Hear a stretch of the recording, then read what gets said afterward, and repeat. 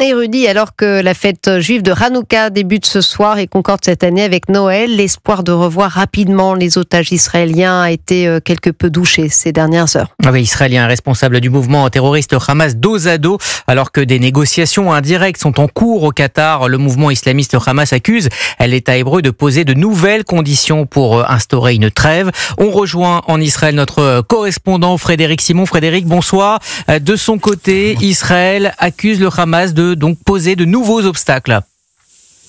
Oui, les accusations sont mutuelles. Le Hamas reproche à Israël d'imposer de nouvelles conditions à la conclusion de l'accord portant sur la libération des otages et l'instauration d'un cessez-le-feu. Ces nouvelles demandes, affirme l'organisation islamiste, concerneraient chacun des aspects de l'accord: libération des otages, nombre et identité des détenus palestiniens qu'Israël pourrait libérer, retrait des troupes israéliennes dans la bande de Gaza, retour des civils gazaouis dans le nord du territoire et engagement d'Israël à mettre un terme aux hostilités. Selon un responsable haut placé de l'État hébreu cité par les médias locaux, c'est le Hamas qui aurait fait machine arrière sur ce dernier point, notamment en exigeant qu'Israël décrète la fin de la guerre dès la première phase de la mise en œuvre de l'accord. Pour le Premier ministre Netanyahou, et là il s'agit d'une accusation tout à fait officielle, le Hamas remet en cause des ententes déjà obtenues et il ment une fois de plus. Alors on le disait, les fêtes de Hanouka débutent ce soir en Israël et la population, mais surtout les familles des otages, avaient l'espoir à cette occasion de voir revenir les otages aux mains du Hamas.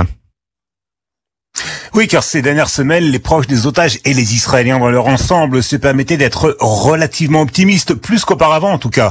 Les propos très virulents de Donald Trump, les pressions exercées tant par l'équipe du prochain président américain que par celle de Joe Biden, et surtout l'isolement régional du Hamas depuis le cessez-le-feu entré en vigueur au Liban, autant de développements qui donnaient de bonnes raisons d'y croire. Les négociations indirectes se poursuivent, certaines avancées ont été constatées, mais c'est la première fois depuis plusieurs semaines qu'Israël et le Hamas s'accusent mutuellement d'une manière officielle et publique d'être à l'origine du piétinement des pourparlers. Merci à Frédéric Simon, correspondant européen en Israël.